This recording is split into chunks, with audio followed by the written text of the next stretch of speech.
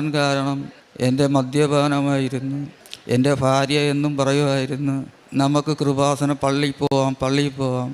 ഞാൻ പറയും, നമുക്കൊരു ദിവസം പോവാം. അങ്ങനെ ഒരു ദിവസം കൃപാസന പള്ളിയിൽ വന്ന് ഞങ്ങൾ ഉടമ്പടിയൊന്നും എടുത്തില്ലായിരുന്നു. ഞങ്ങൾ പള്ളിയിൽ വന്ന് പ്രാർത്ഥിച്ചിട്ട്, മാതാവേ എൻ്റെ മദ്യപാനം മാറ്റിത്തരണേ എന്ന് പറഞ്ഞു ഞങ്ങളങ്ങ് പോയിരുന്നു.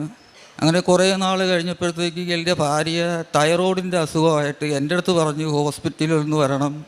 ഞാൻ കൂടെ പോയപ്പോൾ 2 ചേച്ചിമാർ അവിടെ നിന്ന് കൃപാസന പത്രം തന്ന് ഞങ്ങൾക്ക്. അല്ല, തന്നതല്ല, ഞങ്ങൾക്ക് വന്ന് ചോദിച്ച് പത്രം തന്നാൽ മേടിക്കുമോ എന്ന് ചോദിച്ചു. ഞങ്ങൾ പറഞ്ഞപ്പോൾ മേടിക്കും, ഞങ്ങൾ കൃപാസനത്തൊക്കെ പോയതാ, മേടിക്കുമെന്ന് അവർ തന്ന്. അങ്ങനെ ബസ്സിൽ കയറി, ഞങ്ങൾ ഡോക്ടറെ കണ്ട് ബസ്സിൽ കയറി വീട്ടിലോട്ട് പോകുന്ന നേരത്ത് ബസ്സിലിരുന്ന് എനിക്ക് എന്തോ തോന്നി, ഈ പത്രം എടുത്ത് വായിക്കാം.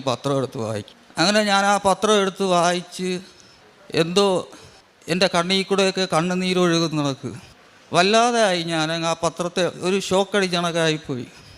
അന്ന് ഞാൻ മദ്യപാനം നിർത്തിയതാ. ഇപ്പോൾ 1 വർഷമായി, 1 വർഷത്തിൽ കൂടുതലായി മദ്യം കഴിച്ചിട്ട്. അത് കഴിഞ്ഞ് ഞങ്ങൾ പിന്നെയും കൃപാസനത്തിൽ ഇവിടെ വന്ന് ഞാൻ ഉടമ്പടി എടുത്ത് തിരിച്ച് ഞങ്ങൾ വീട്ടിലോട്ട് പോയി. സന്ധ്യ സമയത്ത് കൊന്തയൊക്കെ ചൊല്ലി ജോലിക്കൊക്കെ പോകുമ്പോൾ നല്ല സുഗന്ധത്തിൻ്റെ നല്ല മണവും, അമ്മയുടെ നല്ല മണവും, മുല്ലപ്പൂവിൻ്റെ മണവും. ഞങ്ങൾ കൊന്ത ചൊല്ലുമ്പോൾ ഞങ്ങളുടെ മെഴുകുതിരിക്കകത്ത് മാതാവിൻ്റെ രൂപങ്ങൾ വരുന്ന മിക്ക ദിവസങ്ങളിലും വരും മാതാവിൻ്റെ ഓരോ രൂപങ്ങൾ.